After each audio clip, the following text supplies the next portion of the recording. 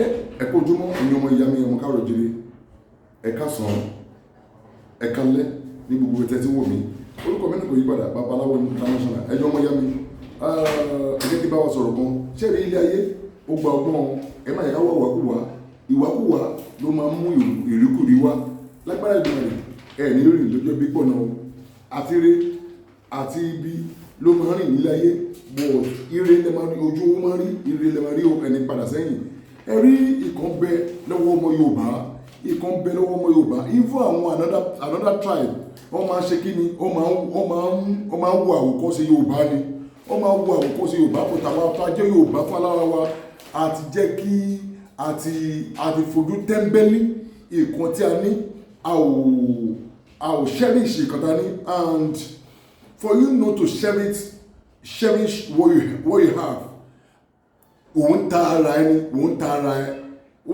o ìwọ tó bá wà ní ìrìn àjò àti ìwọ tó wà nílé bó bá wù ẹ́ kó cherish kan tó ní bó wù ẹ́ kó má cherish kan tó ní ọmọ àgbà ẹpẹ́ kò kàn mí ẹ wo méjì mẹ́ta lóògùn àwọn oko bàbá wa ní ayé àtijọ́ kí ló máa ń ṣe tó bá rí pé àwọn fẹ́ kọ́lé àwọn fẹ́ ralẹ̀ àwọn fẹ́ ra mọ́tò àwọn fẹ́ ṣe léyìí àwọn wò pé a lọ ṣe àkáǹtì wọn tó bá ti ṣe àkáǹtì wọn a wò pé kí làwọn oògùn làwọn lè ṣe làwọn lè fi kọ́lé oògùn làwọn lè ṣe làwọn táwọn lè fi ra mọ́tò oògùn làwọn lè ṣe táwọn lè ṣe oríire táwọn lè fi àṣírí bíbò làwọn máa ń wá ẹ jẹ́ ká gbìyànjú Osole àṣírí bíbò yìí pàlọ́ kan ṣe ẹ ká lọ wá iye lékeléke funfun kan ká gbé sínú àpẹ lékeléke funfun tó ní ìfun nínú gbígbẹ ni o ààyè ni o kó sáà ti ní ìfun nínú ẹgbẹ́ sínú àpẹ ẹ wọ́n wá ewé àbámọ́dá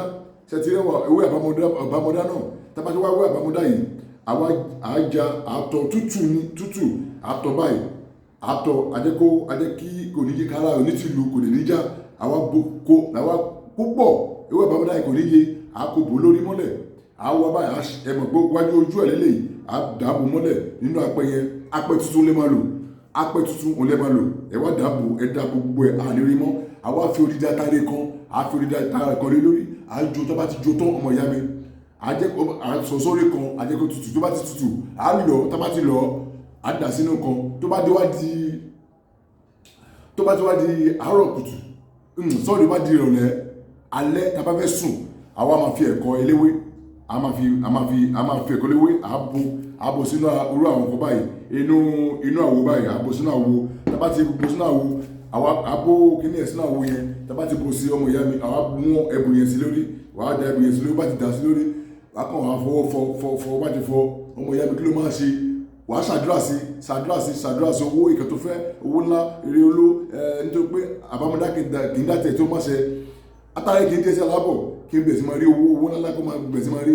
kó jẹ aṣáájú aláwọ̀ ẹ̀ wá ti wájẹ́ tán wàá fi gbogbo owó ẹ̀ wàá fi parí pa ẹsẹ̀ bá ti la tán that's all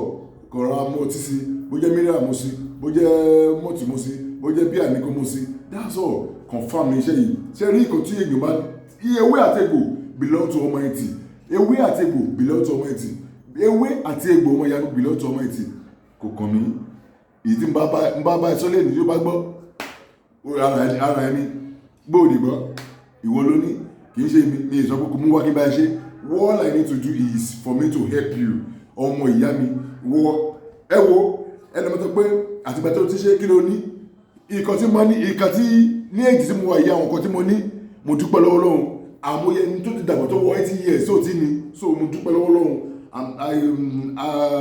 but this is my number 081 222 14891 08028975341 that's my two number that I have online. Don't allow anybody to scam you. Don't allow anybody to scam you. Orúkọ mi náà kò yí padà babaláwo international ọmọ ìyá mi àbòrò látọ̀ fún ọmọdéwàbí tó bá dénú ẹ̀ àsìkò ní odò dídí o Yorùbá ní ìkan iṣẹ́ yìí ó confam olúwalémọ̀ ìbá mi fi àṣẹ sí àṣẹ share it ajẹ́ fún ẹgbẹ́ bá ṣe share bó ọwọ́ ẹnikẹ́ni bá share fídíò yìí lágbára ẹ̀dùnmọ̀ ajẹ́ fún